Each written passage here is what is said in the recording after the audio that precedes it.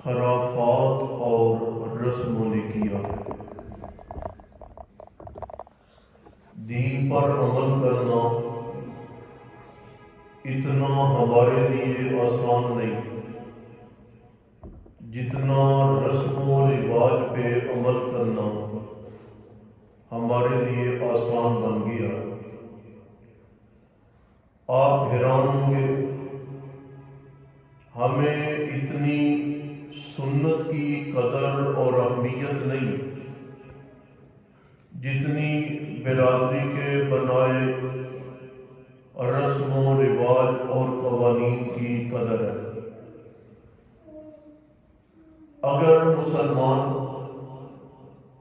رسم و رواج کی زندگی کو خیر آباد کہہ دیں اور دینی اور دنیاوی تمام کاموں میں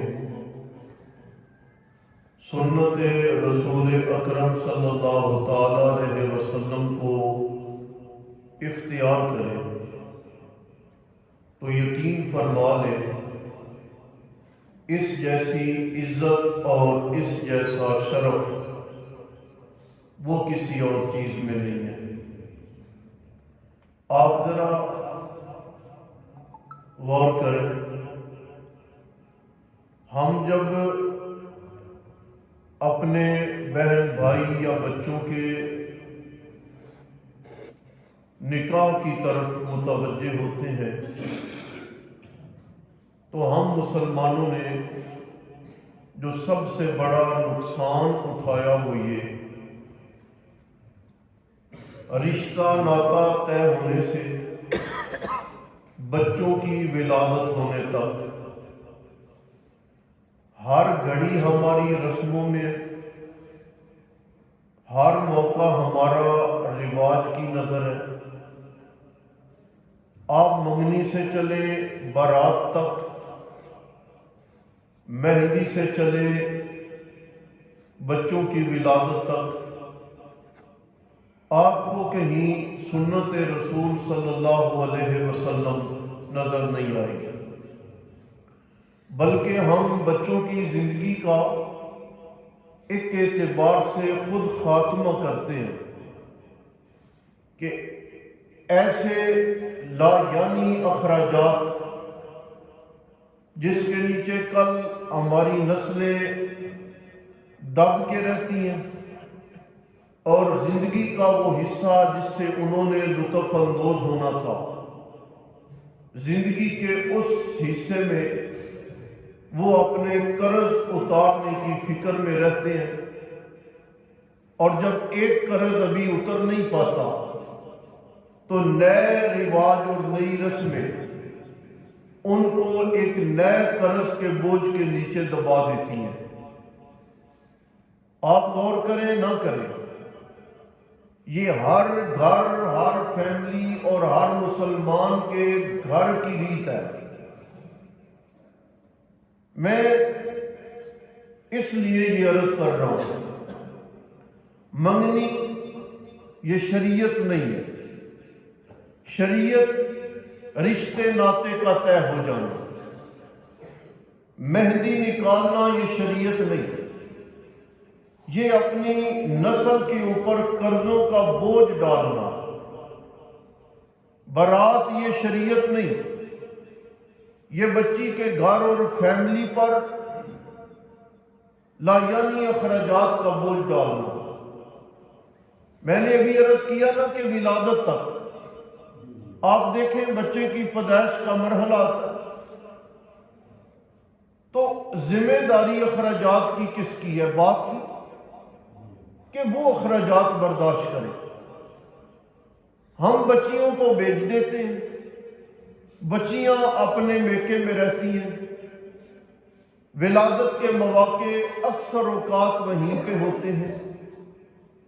ایک باپ کی 2 بچیاں ہیں، 3 بچیاں ہیں، اس نے پہلے محنت کی، قرض اٹھایا، کوشش کی اور اپنی بچیوں کو اپنے گھروں سے الوداع کیا۔ 1 سال 1.5 سال کے بعد ولادت کے نام پر بچیاں پھر اسی گھر میں ہیں، اور ایک باپ کو نئے سرے سے بچیاں رخصت کرنی پڑتی ہیں. آپ مانے نہ مانے، بات یہی ہے کہ یہ وہ اخراجات تھے باپ کے ذمہ. جس کا بچہ ہے، جس کی بیٹی ہے، جس کی اولاد پیدا ہو رہی ہے، ہم نے وہ اخراجات اور وہ ذمہ داریاں نئے سرے سے بچی کے باپ پر ڈال دی. وہ بیچارہ اپنے بوجھ کے نیچے دبا دبا اپنی زندگی کی ایام گزار دیتا. کیوں؟ صرف یہ رسمیں، صرف یہ برادری کے قاعدے، صرف یہ ہمارے لا یعنی ضابطے. آپ خوشی کے مواقع سے ہٹیں اور غمی کے مواقع پہ چلیں. نبی پاک علیہ الصلوۃ والسلام کا طریقہ کار کیا؟ دینی اور دنیاوی جتنا شرف اللہ نے اپنے نبی کو دیا اتنا کسی کا نہیں ہے. یہ عام طور پہ ہم جب کبھی کسی آدمی کی رہنمائی کریں نا تو ہمیں کہتے ہیں کہ آپ کو دنیا کا علم نہیں، یا آپ کو دنیا داری سے واسطہ نہیں. ہم سے بڑھ کر کس کو واسطہ ہے جی دنیا داری کا؟ لوگوں سے جتنا میل ملاپ ہمارا ہے آپ کی سوچ بھی نہیں، جتنے سفر ہمارے ہیں آپ کا وام و گمان بھی نہیں.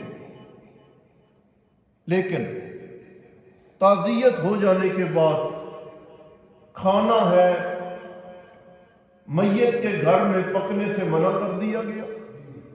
عزیز و اقارب کی ذمہ داری ہے کہ میت ہے، باپ فوت ہو گیا ہے، ماں فوت ہو گئی ہے، بھائی فوت ہو گیا ہے، اس گھر کی چار دیواری میں لوگ غم زدہ ہیں، وہ پکائیں گے نہیں، وہ اچھے طریقے سے کھائیں گے نہیں.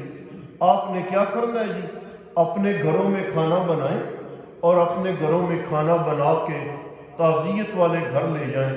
ان بچوں کو جن کے سر پہ باپ نہیں، ان بچیوں کو جن کی ماں چلی گئی ہے، ان بہنوں کو جن کا بھائی کوئی نہیں، اس باپ کو جس کی جوان اولاد دنیا سے چلی گئی ہے، آپ عذرو ہمدردی اس کو کھانا کھلائیں. آپ دیانت و امانت سے سمجھیں، اگر کھانا شریعت کے مطابق بنے تو وہ کھانا غریب سے غریب آدمی پر بھی بوجھ نہیں بنتا.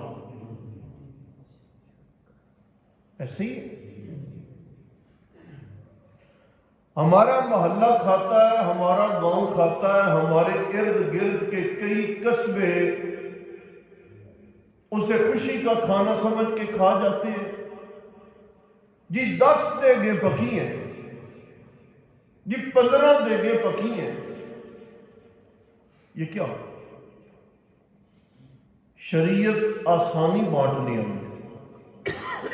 شریعت لوگوں کو مشکلوں میں ڈالنے کے لیے نہیں آئی، لوگوں کی مصیبتوں میں اضافہ کرنے کے لیے نہیں آئی، لوگوں کو خوشیاں دینے آئی ہے، لوگوں کے بوجھ ختم کرنے کے لیے آئی ہے، لوگوں کی کمر کا بوجھ ہلکا کرنے کے لیے آئی ہے. پھر آپ 10ویں دیکھ لیں، پھر آپ یہ کل کی رسمیں دیکھ لیں، پھر آپ 40ویں دیکھ لیں، پھر آپ سالانہ برسیاں دیکھ لیں. میں یہ عرض کرنا چاہ رہا ہوں کہ یہ وہ خرافات ہیں، یہ وہ چیزیں ہیں. آپ جنازے پہ ہوتے ہیں نا جی، اس وقت اعلان کیا کرنا چاہیے؟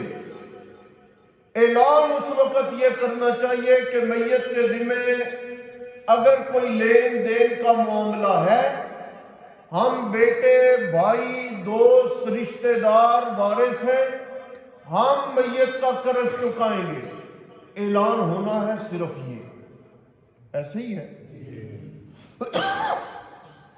مدینہ میں نبی علیہ السلام تشریف لے گئے. ایک جنازہ تھا، آواز کون ہے اس کی؟ ایک جنازہ تھا. نبی علیہ السلام نے فرمایا کہ اس کے ذمہ کوئی قرض ہے؟ جی. آپ نے فرمایا میں جنازہ نہیں پڑھواؤں گا. پڑھے آپ. ایک صحابی نے کہا یا رسول اللہ، اس کے ذمہ جو قرض ہے میں اپنے ذمہ لیتا ہوں، میں ادا کروں گا. آپ تشریف لائے، آپ نے جنازہ پڑھایا،